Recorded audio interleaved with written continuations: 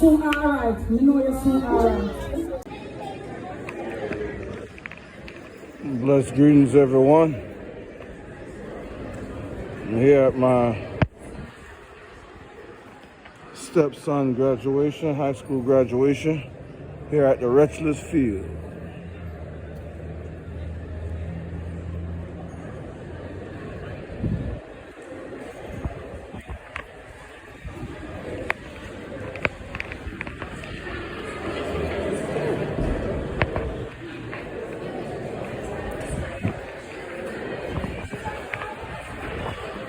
Here at the Wretchless Field.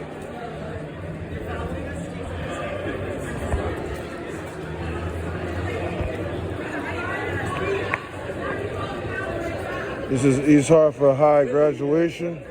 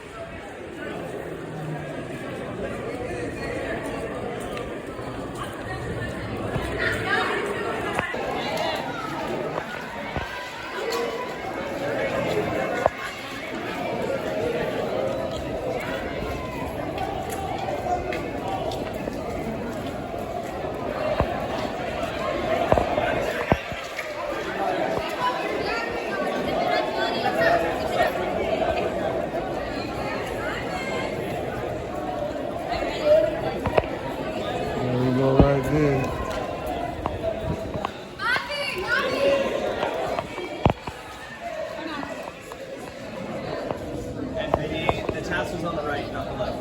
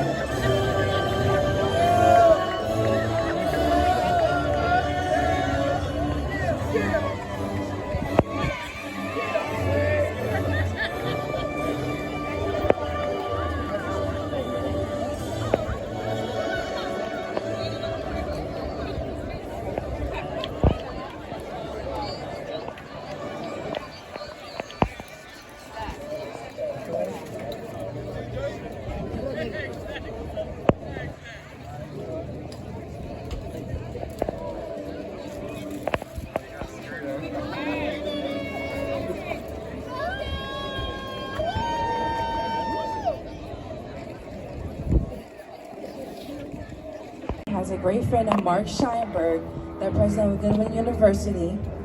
President Scheinberg has been a driving force in the development not only of Goodwin and campus expansion, but also the establishment of Connecticut River Academy and the magnet system here.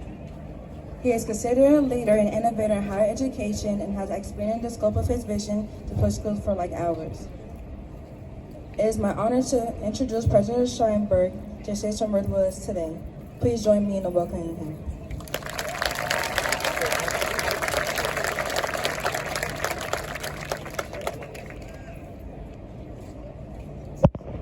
Good evening, everybody. Good evening, everybody. This is a great way to speak up. If you can't enjoy tonight, you can't enjoy stuff.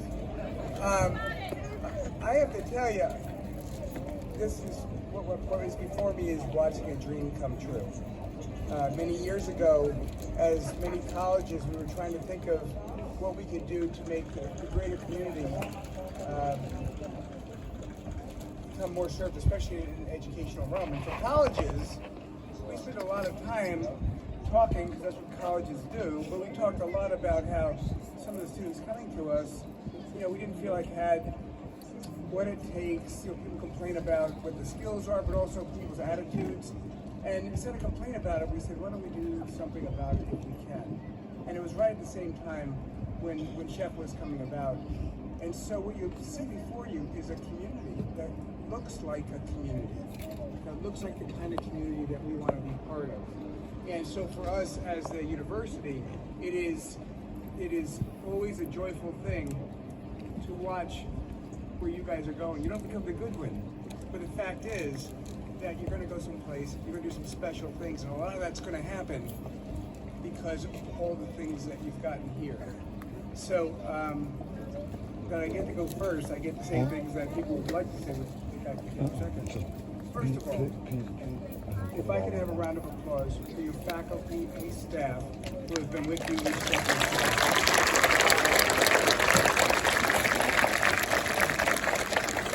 And secondly, and more important, all around you,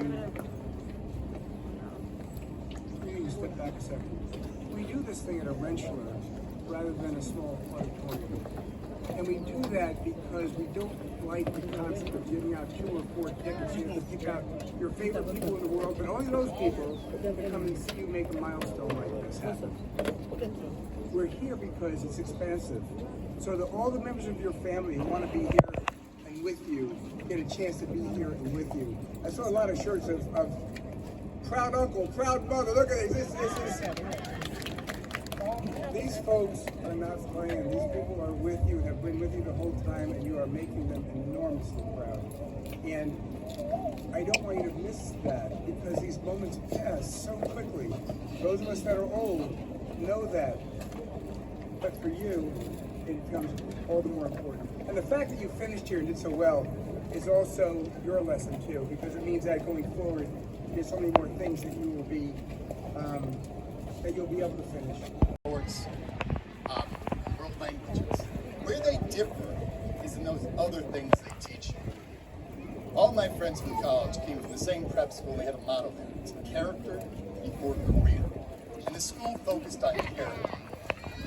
When we started CTRA, those first years, when we were asking the question, what is the character we want of our graduates? We went back to the Shep stipulation and to our mission here today, which is to break down barriers. To break down barriers not only of race and religion, of sexual orientation or identity, of economics and social status, to break down all barriers. And to do that, we backwards designed it. Now that's a big phrase for us in education speak. And what it means is simply, you have a goal. What are the steps you take to get there? And over years, we cultivated those 3 steps. In the first one, we said the most necessary thing we need to break down barriers is for scholars to understand who they are.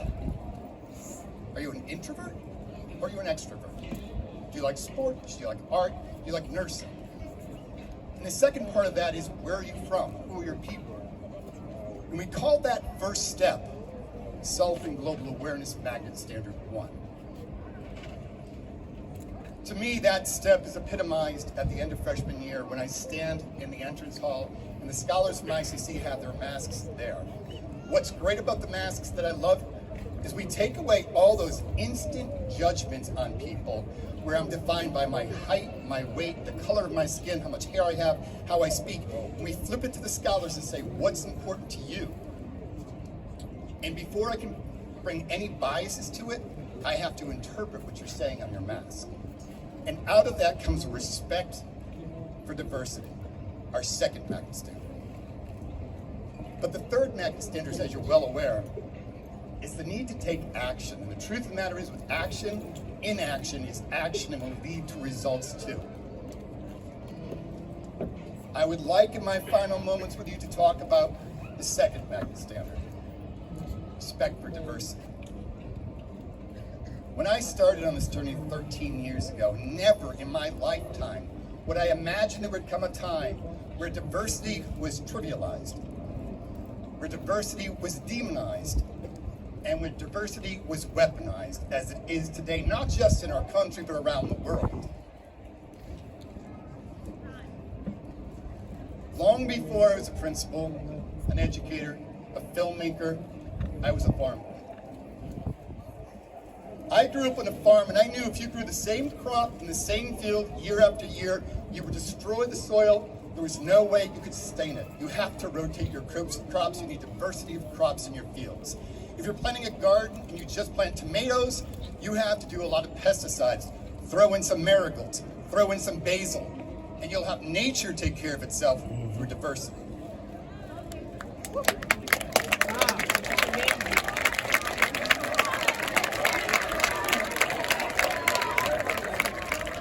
Folks, let me just be frank with you. The best lesson on diversity I learned was at CTRA and the home on the Connecticut River.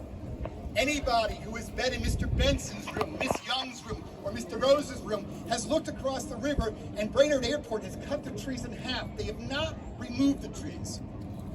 Because those trees, their roots, have a very vital project to do for us. They keep the banks secure. So when the river floods every spring, 5 times this year it flooded.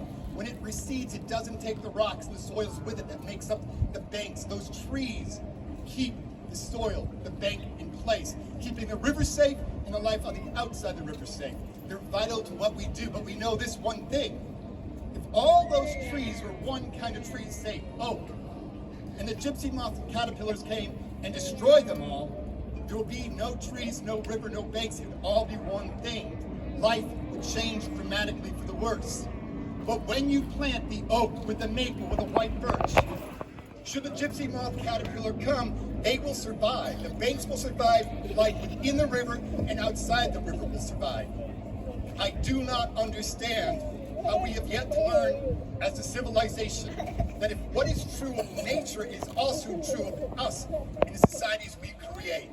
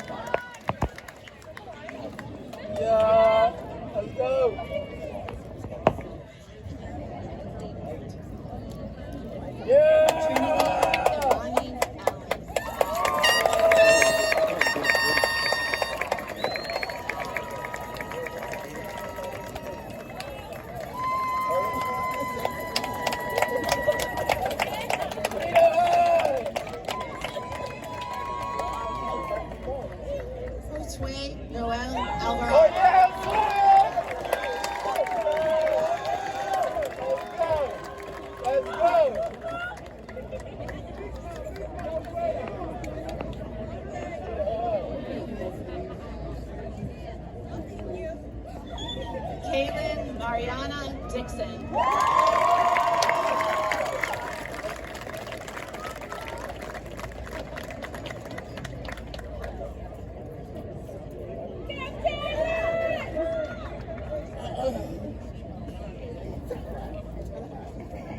Carolise Fletcher.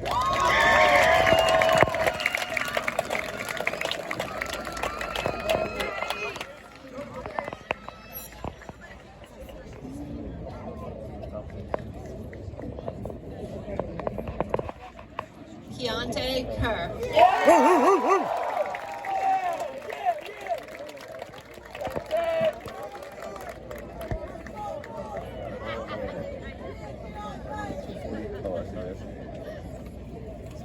Princess Iris Marie Wolf.